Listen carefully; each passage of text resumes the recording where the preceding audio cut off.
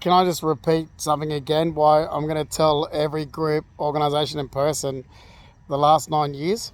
I stood up and said, "Yeah, I've never been suicidal ever. I've never threatened suicide. I've never attempted it. Never had an issue with depression. But I've been lied about since I met Giovanni Consalvo." Sorry, let's just recap. Giovanni Consalvo, when I met him, was living in a share house in Kensington with a mattress, a TV, and Xbox, struggling in massive amounts of debt that he would never pay off. Never be able to pay off. Massive amounts of debt. He was bankrupt when I met him. Bankrupt. Didn't even own the three-door hatchback that he packed his life up into. He had nothing.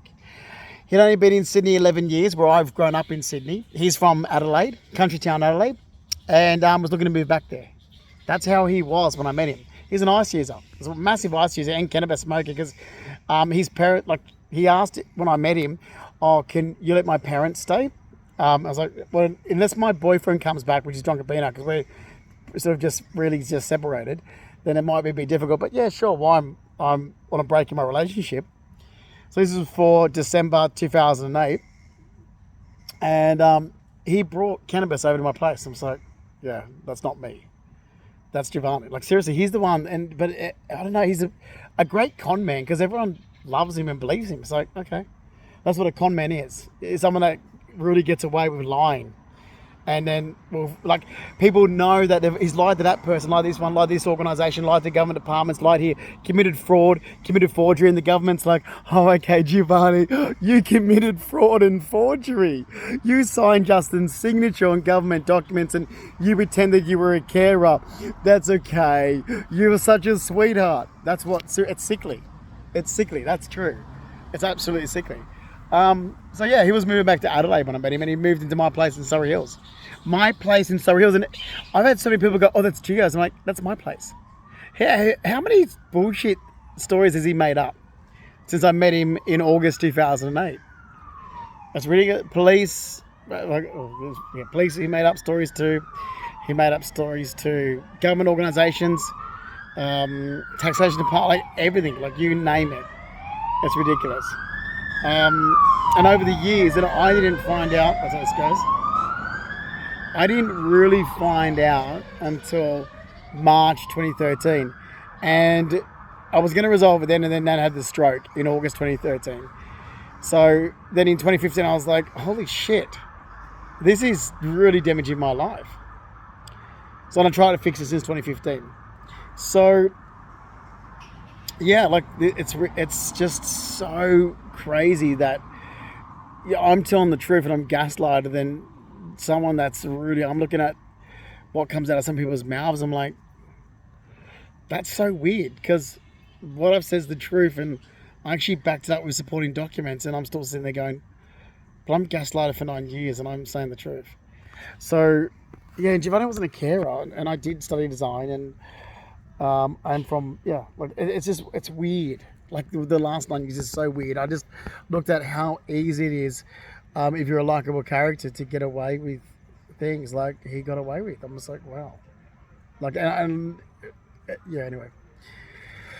And when I don't have a good family, so that's it. But yeah, like it's nuts. So, but I've had so many people like, "Oh, Giovanni." It's like, Giovanni what? Because when I met him, he was an unemployed waiter. It's like he's made himself out to be an artist. I'm like, you're not an artist.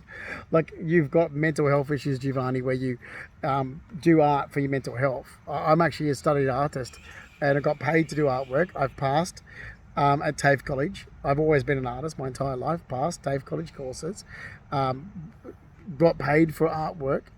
Won art competitions. I got paid for design work. I've studied design in TAFE College as well. Got paid for design work. So, look, it's, yeah. So back to being depressed and suicidal. So no, I never have been.